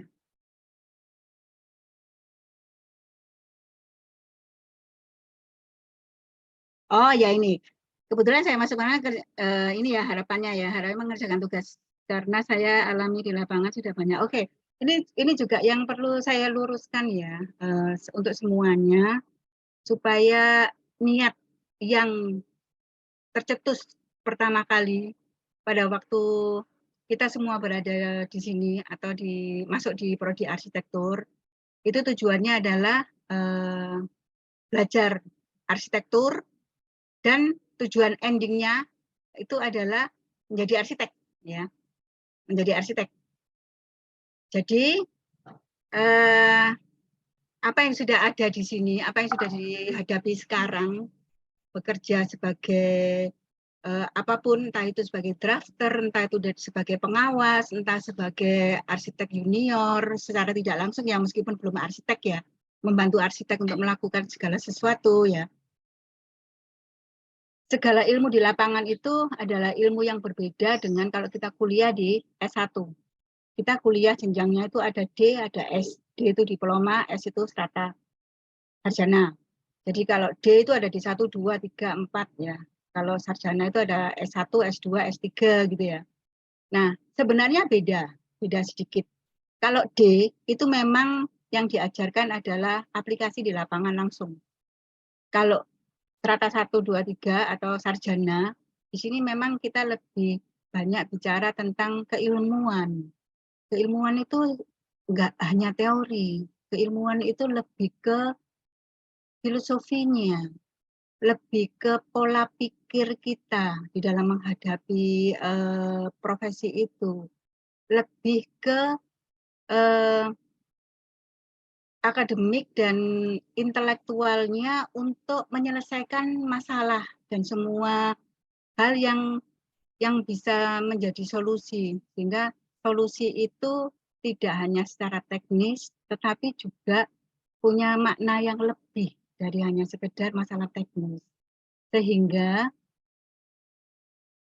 kalau kalian sudah yakin niat kuliah di S1 arsitektur dan nantinya menjadi arsitek, itu pasti jauh berbeda dengan yang tidak sarjana atau yang belum berprofesi sebagai arsitek. Karena pasti pola pikirnya beda. Kalau sudah kuliah pasti lebih matang, pasti lebih luas ya, pasti lebih wise, lebih bijak dalam menyikapi dan menemukan solusinya. Jadi kalau menurut saya yakin kalau sudah kuliah di arsitektur itu membuat hidup kita menjadi lebih bermakna dan lebih berkualitas. Karena apa? Kayak yang diajarkan tuh memang kayak orang dia pukuli, kayak orang dibepui lorok wabah gitu ya, sakit semua, habis-habisan. Tapi saya yakin hasilnya worth it kok, hasilnya itu sepadan ya. Jadi jangan ragu-ragu untuk mengerjakan segala sesuatunya, kerjakan dengan senang dan kerjakan sebisa yang bisa dilakukan. Belum bisa Bu, ini belum sampai ke sini, koordinasi. Saya bisanya besok Bu, yakin enggak apa-apa kok. Ya. Saya bisanya baru sampai sini Bu, beri waktu saya menyelesaikan ini supaya lebih bagus. Berikan waktu saya supaya lebih menyelesaikannya lebih lengkap. Negosiasi saja, ya semuanya itu negosiasi. Kalian di lapangan pun nanti akan main negosiasi dengan klien maupun tim yang lain. Ya, kita belajar banyak di sini. Tidak hanya sekedar teknis materinya saja, tetapi juga soft skill-nya. Bagaimana kita menghadapi setiap tantangannya, bagaimana kita menghadapi setiap hal yang membutuhkan solusi-solusinya. Itu ya, itu ya. Saya tahu kok siapa ini yang tanya. Oke, enggak masalah. Oke ya, kira-kira mudah-mudahan menjawab untuk yang poin ketiga ya. Sekarang berarti ada poin keempat ya. Apa nih poin keempat? Sudah ya? Fasilitas sudah? Sistem belajar sudah? Oh, acara arsitektur. Nah, ya. Acara arsitektur. Yang pertama saya ingin menyampaikan mengenai acara dari Prodi dan Hima Arsitektur. Alangkah baiknya bisa diikuti oleh setiap individu arsitektur UIKA, entah itu dosen hingga mahasiswa semester akhir. Semoga kedepannya apabila ada acara dan Prodi Arsitektur Hima tetap. Nah, ini sebenarnya bukan keluhan kalian. Ini justru keluhan dosennya. Ya. Dosennya itu sumpek ya, kalau mahasiswanya itu tidak mau berkegiatan. Mahasiswa itu selalu menganggap kalau berkegiatan itu sebenarnya mengenakkan dosennya, gitu ya. Kalau membantu dosennya berkegiatan itu menghabiskan waktu, nggak ada gunanya, gitu ya. Gini. Saya lupa siapa yang bilang bahwa berorganisasi itu penting sekali. Karena berorganisasi itu sama dengan kita berada di dunia yang akan kita terjuni nantinya. Kita akan terjun di dunia luar yang seperti itu. Dimana kalau kita berkegiatan itu aslinya kita kelihatan semua. Siapa yang judes, siapa yang gondokan, gondokan itu bahasa Indonesianya apa ya? Suka marah gitu ya. Siapa yang sensitif gitu ya, apa gak kenean, baper istilah sekarang. Baper ya, kalau dulu istilahnya sensitif, gak kenean gitu ya. Baper gitu ya. Jadi kena titik, wis garapan dhewe gitu ya. Wis kerjakan sendiri gitu ya. Wis gak enak diajak ngomong gitu ya, sehingga akhirnya ujung-ujungnya yang mengerjakan pasti ketua dan beberapa temannya saja gitu ya, sehingga nggak kompak. Nah, hal-hal seperti ini padahal nantinya kalian kalau sudah selesai kuliah atau sekarang teman-teman yang sudah bekerja tahu kan masalahnya di lapangan tuh bagaimana sih, gak enaknya kalau kita punya tim nggak kompak. Nah, bagaimana sih kalau di lapangan itu ternyata ada yang bolosan, di lapangan itu ternyata ada yang harusnya deadline-nya sudah selesai, semuanya sudah selesai, satu orang nggak selesai gitu ya. Nah, itu feedback Feedback buat kita yang sudah benar atau feedback buat orang yang belum melakukannya. Itu pertama itu. Kedua,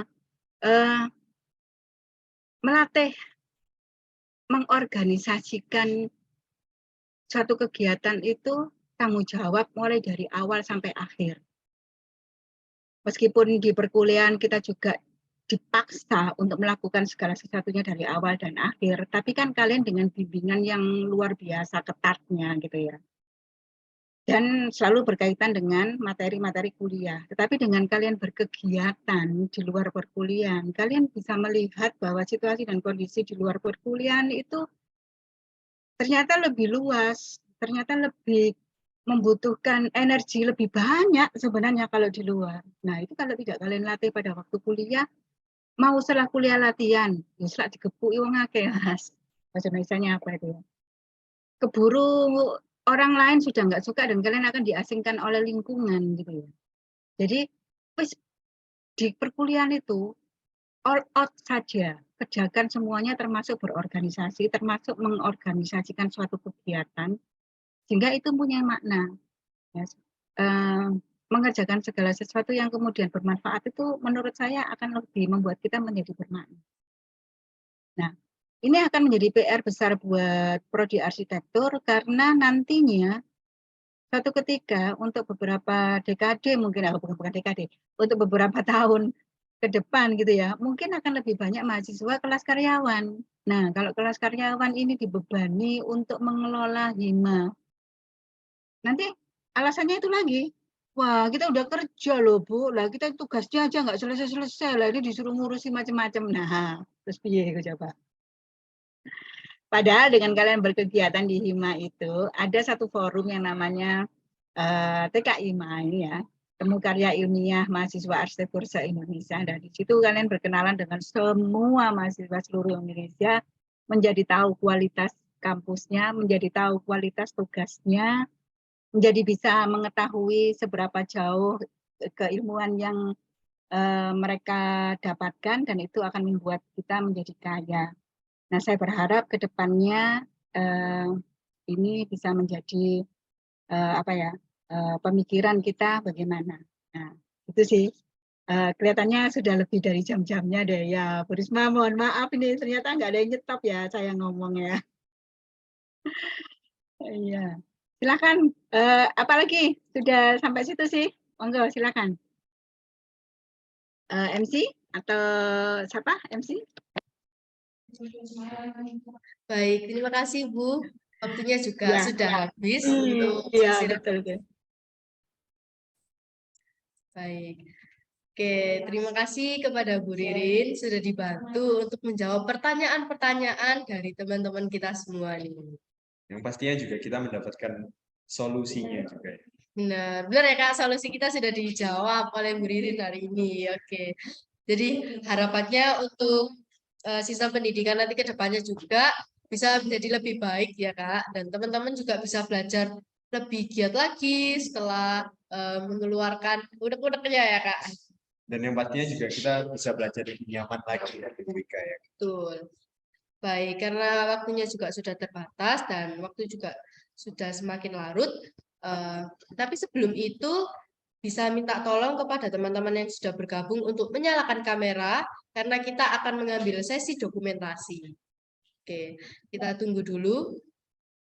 Teman-teman bisa langsung di on cam sebentar. Kita akan melakukan sesi dokumentasi.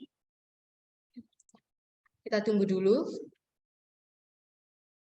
Bagi yang belum on cam, silakan.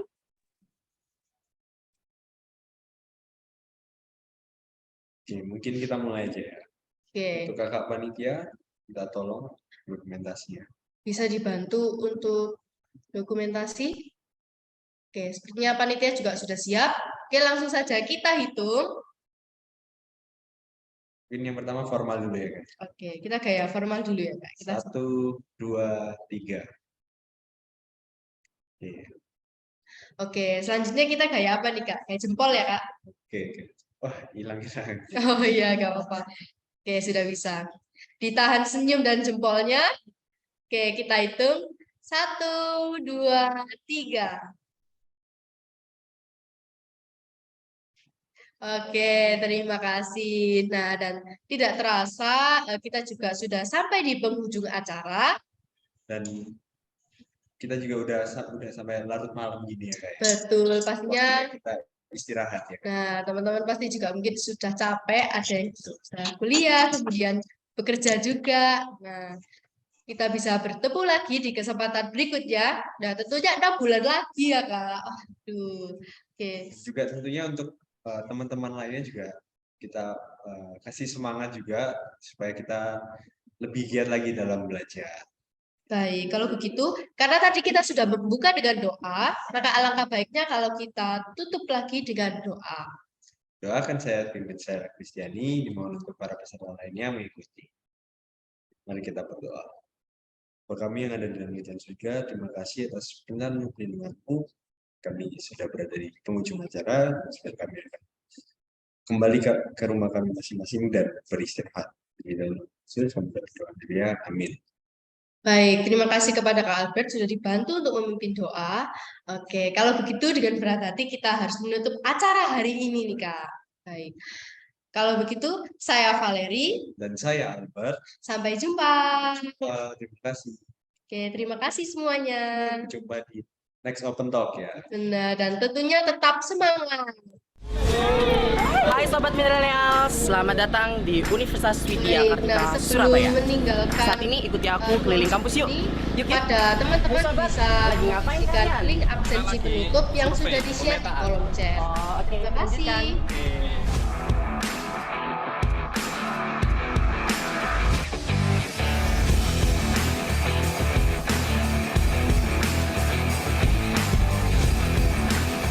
Untuk mencari referensi, saya selalu ke perpustakaan ini.